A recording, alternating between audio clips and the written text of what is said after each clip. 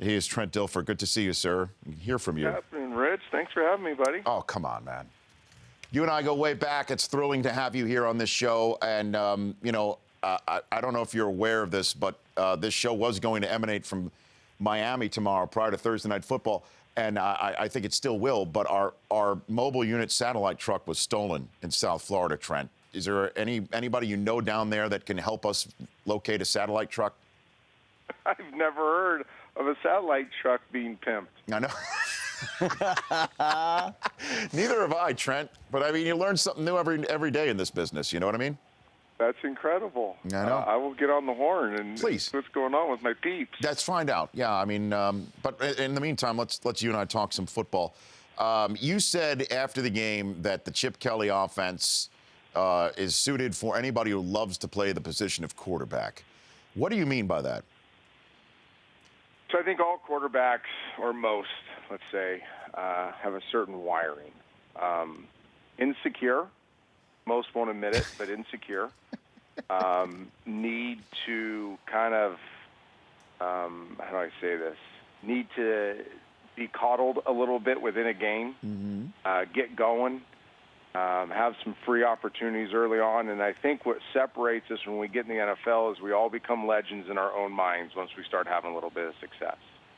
You watch Chip early in games call plays. It is all about getting the quarterback going. It's not about getting the run game going. It's not about getting his offensive lineman going. It's all about getting the quarterback going. That could be as easy as a little tunnel screen off to the right, Darren Sproles. It could be a hitch pattern when there's a run play called versus a freebie off corner. It could be whatever the quarterback likes the best. It gets him going. And then once the game's going, he's going to do everything in his power as the play caller to build it around the quarterback. Now, they're going to run the ball effectively. They're going to get players involved. But when you study his play calling, you study the games, he takes what a quarterback does best, and he wears it out. In fact, in the pregame, they're talking to some of the Carolina defenders, and Carolina thought they had a real tip on this Eagles offense that when Chip Kelly finds something successful, they call them redos. He's going to keep calling the same play. And he will. He will call a play over and over and over again if the quarterback likes it. If the quarterback's successful at it. So we all want that. We all want to start the game, have somebody get us going, get some freebies, get rid of those insecurities, and then once we're going, we all think we can conquer the world. And it's an incredible, Trent Dilfer, because if there's one thing that Mark Sanchez had a lot of towards the end of his Jets tenure, it was insecurities, based obviously what happened in that unfortunate play on Thanksgiving night, all the way through breaking his collarbone in the Snoopy Bowl, what he had no business being in. And now he's in this Chip Kelly offense in Philadelphia with weapons around him galore. How far do you think Mark Sanchez can take the Philadelphia Eagles? That's a good question. I think there are limitations at some point to this offense with Mark Sanchez. Mark is not a great outside-the-numbers thrower. In fact, he's very limited that way. It's not an arm strength thing. He's plenty of arm strength. He just, when you go and do his tape over his career, he just doesn't have a great feel for throwing the ball outside the numbers. Eventually, they're going to face a really good defense that forces you to challenge all 53 yards of the football field. You watched the other night, it's very middle-of-the-field centric.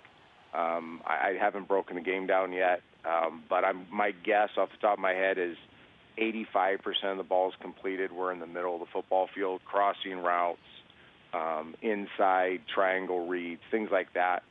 So eventually he's going to have to threaten the perimeter of the field.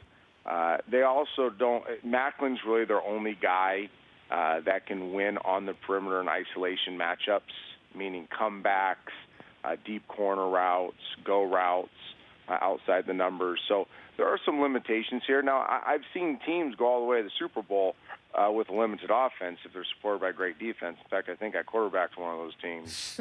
But I think in this era of football, you have to be wide open. You have to outscore some people.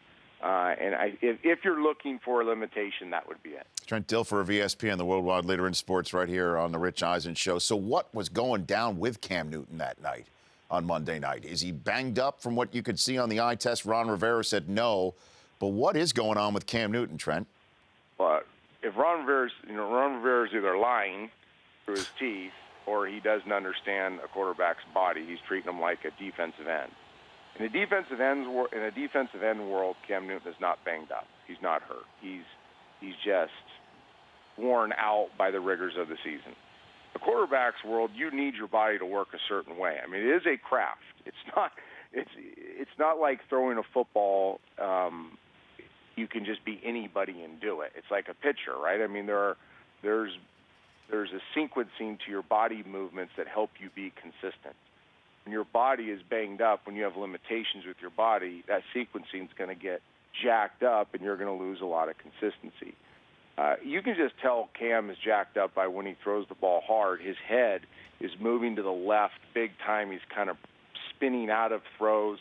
That tells me he's dealing with some lower body issues, some upper body issues, because his fundamentals, his mechanics are jacked up. On top of he's been hit 522 times in 4 years. The next highest is 272. Wow. I don't care how big you are, and he is. He's a monster. He's a physical specimen. He is. You can't be hit 522 times in 4 years and expect to have any level of consistency as a passer. So really what they've done, and if I made these comments, I think they've been misinterpreted, but he's valued, okay, not viewed. He's valued more as a runner/athlete by the Carolina Panthers than he is a thrower. And that's the proof is in the play calling. The proof is in what they've done with him for 4 years. They can say whatever they want to say. The tape doesn't lie. When you put on the tape in most games on 3rd and 3 or red zone or end a game in a critical situation, they're going to run Cam Newton, not have him drop back and throw. So I just think they've taken this incredible piece of clay that could have been as good as anybody and minimized him to big, fast, strong, and put a ball in his hand every snap and said, okay, just go be an athlete. That's quite an indictment. That's not quarterback. That's quite an indictment there, Trent. Listen, I feel horrible for him. I really do. And Cam's not a close friend. I'm not trying to defend Cam Newton. I really believe in quarterback development. I really believe in quarterback culture. I really believe in getting the most from the least and the best from the best. Part of it's probably my demons from my past, not growing up in that environment. I feel bad for anybody that's this talented and hasn't been fully developed. My personal opinion, I don't think we will get to see the breadth of who Cam Newton could have been because he was minimized his first 4 years in the NFL, not maximized. Trent, you mentioned moments ago that you quarterbacked a team that went to the Super Bowl and you won it. And I've got somebody that's sitting right here on the set. Come on here, Rod Woodson. You got Rod Woodson right here, Trent Dilfer. My quarterback. That's right. This might be my favorite football player I've ever played with. And I got some great ones now. I work with one on Monday nights. But Rod, I learned more from watching Rod prepare and play and captain that defense. And training camp, I was there than I had my first 7 years in football. No kidding. Stay right there. We're going to take a 60-second break, Trent, and then you on hold. And when we come back, a little bit of story time from the back in the Baltimore Ravens championship days. And also talk about what's going on with the 49ers with Trent Dilfer and Rod Woodson together live on The Rich Eisen Show. Welcome back to The Rich Eisen Show. We are live in studio with Rod Woodson. Good to see you, Roderick. Good seeing you, Rich. And I have on the phone one of the best in the business from the worldwide leader in sports from ESPN Monday Night Countdown and Monday Night Football, Trent Dilfer. Trent, I knew I had to hook you up with Rod, with you on the show. How to do it. He's the best. We live in the Bay Area and I never see the guy. Is that right? He's always busy. It's not like you're just hanging out at the house with your feet up on the couch. I do that quite a bit, though. I look forward to those days. Well, what do you remember back in the day, Rod? I mean, I remember, you're trying to win a Super Bowl. You're trying to get things developed. When I first got to Baltimore, we weren't that good. A couple years later, we started developing a good defense and starting putting the pieces on the offensive side. I just remember Trent coming in because he hadn't scored, what was that, 5 straight games, Trent? We didn't score an offense? 5, I think, yeah. And then he was implemented into the system, and we started to score. But the funniest thing for me, and I don't even know if you even knew that Shannon Sharp was do this every week. Every Friday, we would get into the hot tub. And we said, he would come in and said, hey, you know what? We would ask him, how many points can you give us? And he would say, yeah, we're going to give you 10 in a possible, 13 in a possible. And every single week, Trent, you guys scored about the same amount of points he talked about. Yeah. All we needed. The story I tell all the time is, remember when we flew out for the AFC Championship game against the Raiders, and we flew into San Francisco, then we took a helicopter over to the That helicopter is scary. AFC press conferences, me, you, and Billick. And I hated Billick, so I didn't want to talk to him. So I was talking to you. And honestly, you had this look in your eyes. Normally, people don't know Rod. He's super laid back. He's relaxed. He doesn't stress out. And you're kind of intense, focused, and probably scared to death being in the helicopter. I was scared because the door was shaking in the helicopter. What? Yeah, and I looked at you and I said, hey, man, we got your 13 plus this week. We got your 16, whatever. I can't remember what I said, and you looked at me just matter of fact and said, you only need 3. Is that what you said to Trent Dilfer, Rod? And I went, holy crap. This guy. We just didn't believe, we didn't believe anybody can score in our defense. We had that much confidence. They really felt, and this Raiders team, people forget how good that Raiders team was really good. They were really good. And he goes, we only need 3 this weekend. I felt really good about that because I felt really confident I could get at least 3. We went into the black hole with flashlights. We were ready. We were ready.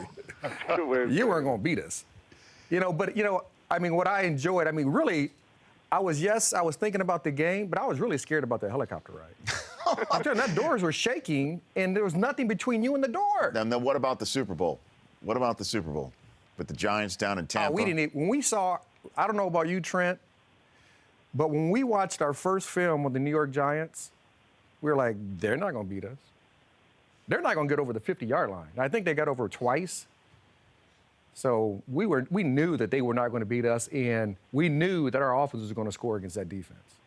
I feel bad telling the stories about the Super Bowl because you feel like you're minimizing some of those great Giant players who now are friends of mine. But I agree. We were not a very good offense, but we felt like we could put up 35, 40 against them. Wow. I respect they just all the weren't players. Nearly.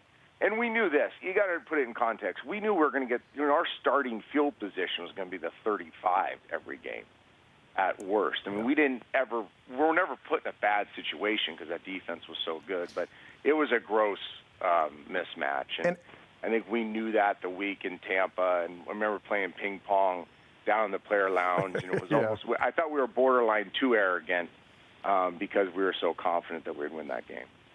Trent Dilfer, Rod Woodson here in studio.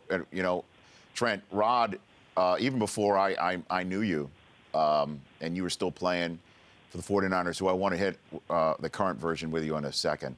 But Rod, Trent would always tell all of us, and you told all of us, that you thought if Trent stayed, you would have repeated as Super Bowl absolutely. champions. He's the only winning quarterback in the Super Bowl not to be re-signed with his team. Makes no sense. But it was what it was. We came back, we tried to do it. Trent went his way, and we didn't repeat. Well, and you guys know this. I don't get too caught up in that stuff. I never defend my career. I think my only regret there, and I think what Rod and Ray and Shannon and J.O. and Flynn and all these guys knew, was I'd played hurt that whole year. And, I didn't play very well. I practiced terribly in the winter and leading up to the playoffs. I was aware of all that, but I was hurt. I was 60% of, what I could be athletically. And I think we all knew that with an off season, with me getting healthy, with me understanding the offense better, with, continuity with offensive players, that, the defense was going to be equally great, and offensively, myself especially, was going to improve 20, 30, 40%. So that's how we saw it as players, and somehow the organization didn't. But that's the only thing that I regret, is that they didn't know what we knew as players. Yeah. Well, I regret that we had a head coach who was an offensive-minded guy who wanted the offense to score more points, and he felt he couldn't do it with Trent Dilfer as a quarterback. And we believe that if you would have kept Trent 2 years into the system, we would have scored more points. The defense would have been just as stout, and we would have had an opportunity to repeat. I have Rod Woodson here in studio and Trent Dilfer on the phone. Before I let you go, Trent, because obviously you guys live in the Bay Area and you are, intimately knowledgeable, certainly on the San Francisco 49ers. They're 5-4 now, Trent Dilfer.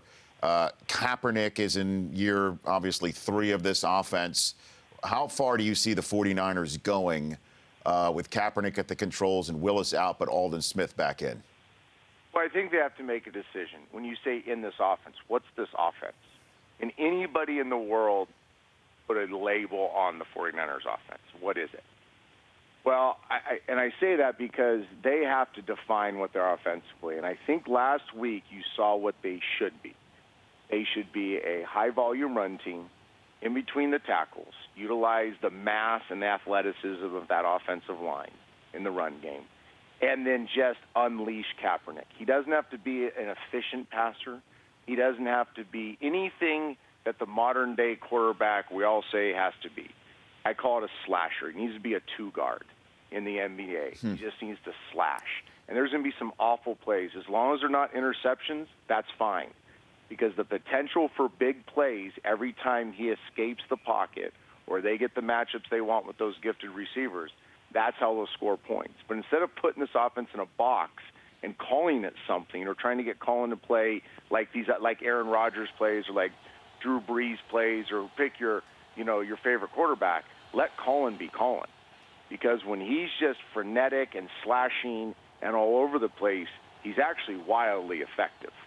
So run the ball a bunch, unleash Colin Kaepernick, get Aldon Smith back. That I don't think people realize we're talking about maybe the most dominant pass rusher in all of football. To kind of put J.J. Watt off to the side. You get him back, it adds a dimension to your defense that they haven't had all year long. Yeah, I think you're right, Trent. I think when you look at the 49ers, the defense has been solid. They didn't have Patrick Willis for the most part of the year. They didn't have Aldon Smith.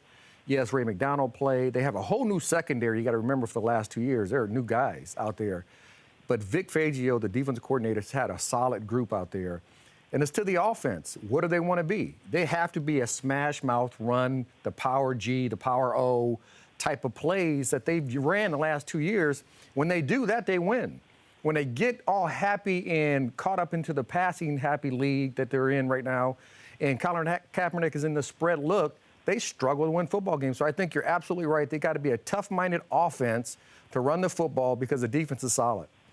Trent, I appreciate you phoning in. Again, I love watching you, doing what you do and how you do it, what you've become. And he in makes this the game business, sound so great. It's great, man. And Trent, I had to fix you up with Rod. And thanks for coming on the show. Do I have 30 more seconds, Rich? Of course. I want to give you some credit on that, so the audience knows. My first time I ever had to break down what we call telestrations. Yeah, I was working for you guys, NFL Network, while I was still playing. Remember, I scripted that whole thing out. It was about a page long, and I read it off, and I thought I did such a great job, and it was an absolute train wreck. I think about this every time I do something on TV. You said, Trent, just look at the pictures and talk football, and you'll be fine. Yeah. And I swear to you, no matter how much you do TV and you do all these different breakdown tapes, every single time I think to myself right before I go on, just look at the pictures, talk about football. I think of you. And I really do. I cherish. I've said it in a couple books that have been written, blah, blah, blah. I cherish the time I worked with you, Rich. You taught me so much about the business. Hey, Trent, right back at you, man. I remember, I think you hand wrote it. I did. I hand wrote it. You hand wrote on a piece of white, sort of loose leaf paper. Yes, I did. Yeah, I remember that. And Trent, listen, thanks for calling and thanks for saying what you said. I mean what I say too, and I look forward to having you back here. All right, buddy. Thanks, guys. You bet. That's Trent Dilfer at TD ESPN. The Rich Eisen Show, weekdays at noon Eastern. On Audience.